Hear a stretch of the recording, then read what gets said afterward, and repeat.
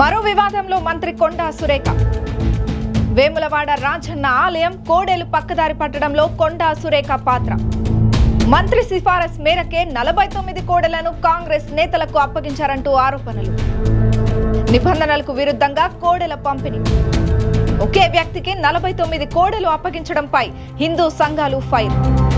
తెలంగాణ మంత్రి కొండా సురేఖ మరో వివాదంలో చిక్కుకున్నారు. వేములవాడ రాజన్న ఆలయంలోని కోడెలను మంత్రి సిఫారసు మేరకు ఇష్టానుసారంగా పంపిణీ చేశారని, ఇది నిబంధనలకు పూర్తి వ్యతిరేకమని విశ్వ హిందూ పరిషత్, బజరంగ్ దళ్, ఇతర హిందూ సంస్థలు తీవ్ర స్థాయిలో మండిపడుతున్నాయి. 49 కోడెలను రాంబాబు అనే వ్యక్తికి అప్పగించాలని కోరుతూ మంత్రి కొండా సురేఖ లేఖలో పేర్కొనడంతో ఆలయ అధికారులు నిబంధనలకు వ్యతిరేకంగా కోడెల పంపిణీ జరిగిందని తీవ్ర స్థాయిలో విమర్శలు వ్యక్తమవుతున్నాయి. ఈ నేపథ్యంలో ఆలయ అధికారులపై, అలాగే కోడెల పంపిణీకి ఆదేశాలు ఇచ్చిన కొండా సురేఖపై చర్యలు తీసుకోవాలని పెద్ద ఎత్తున డిమాండ్లు వ్యక్తమవుతున్నాయి.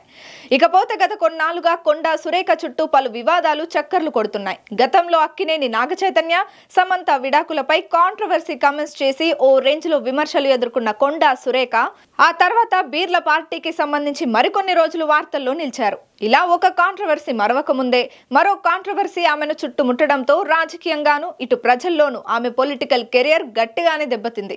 ఇక తాజాగా ఆలయ కోడెల వ్యవహారం తెరపైకి రావడంతో ఈ అంశం కూడా ఆమెను తీవ్ర ఇబ్బందుల్లోకి నెట్టే అవకాశం ఉందని చర్చ జరుగుతోంది. మరి ఈ వివాదాల నుంచి కొండా సురేఖ ఎలా బయటపడతారో చూడాలి.